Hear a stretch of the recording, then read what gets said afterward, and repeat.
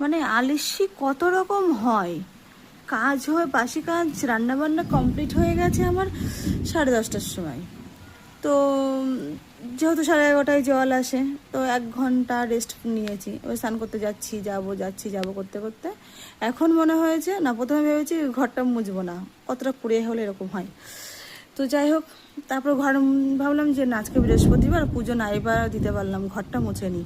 ঘরটা মুছবো, জল নিয়ে এসেছি, জল নেতা নিয়ে এসে বসে আছি। হঠাৎ করে মনে হলো যে না, আমার ভিডিও ছাড়া টাইম হয়ে গেছে। ভিডিওটা তো আমি ভয়েস দিইনি, এমনি এডিট করে রেখে দিয়েছিলাম, ভয়েস দিইনি।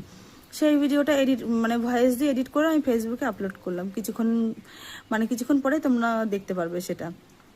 তো যাই হোক, এবার ভাবলাম কি তাহলে ঘরটা মুছে নিই। ও বাবা, এ দেখো কারেন্টটা চলে গেছে। তারপর ভাবলাম ঠিক আছে, শুকনো শুকনো করে ঘরটা মুছে দিই, সোনা ও দাদুর ঘরে ড্রয়িং করছে, শুকিয়ে যাবে, তাতে করে মুছে দিই, আমি যাই স্নান করে আসি। এখন দেখছি আকাশ মামা কাঁদছে,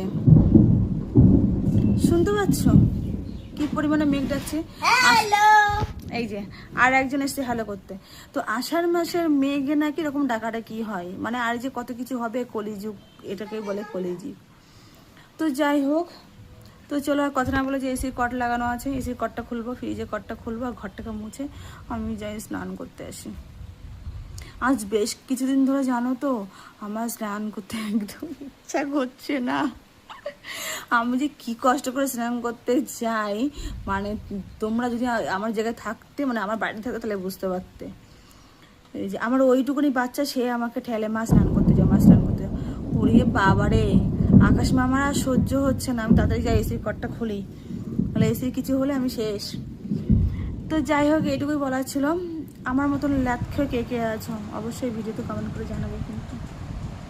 তো চলো ফটাফট ঘরটা মুছি, ঝটাফট স্নানটা করে আসি, তারপরে তোমাদের সাথে কথা হচ্ছে। টা তো এবার আর আলিস্যি না করে যাই স্নান করতে। তো দেখো এখানে নাইটি গামছা সব নিয়ে নিয়েছি, আর স্নান করার পরে যেটা লাগবে সেটাও গুছিয়ে নিয়েছি। তো দেখা যাক, স্নান করে আসার পরে কারেন্টটা আসে নাকি, তার কারণ আমি স্নান করার পরে আমার প্রচণ্ড গরম লাগে। তো দেখো তোমাদের সাথে বকবক করতে করতে আমি স্নান করে বেরিয়েও এসেছি, আর বেরিয়ে আসার পরে দেখছি যে এখনও পর্যন্ত কারেন্ট আসেনি।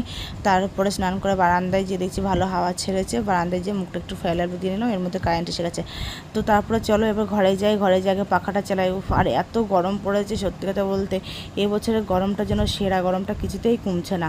তো যাই হোক, আর কি করা যাবে, গরম তো পড়বেই, সেটা নিয়ে তো কথা বলে কোনো লাভ নেই। তো দেখো একটু ভালো করে সিঁদুর পরে নিলাম। আর আজ জানো তো বন্ধুরা, অনেক দিন পরে টিপ পড়ছি, তো টিপটা পরে কেমন লাগছে অবশ্যই কমেন্ট করে জানাবে কিন্তু। তো চলো আজকের মতন এইটুকুনি, তো টাটা, সবাই ভালো থেকো, সাবধানে থেকো।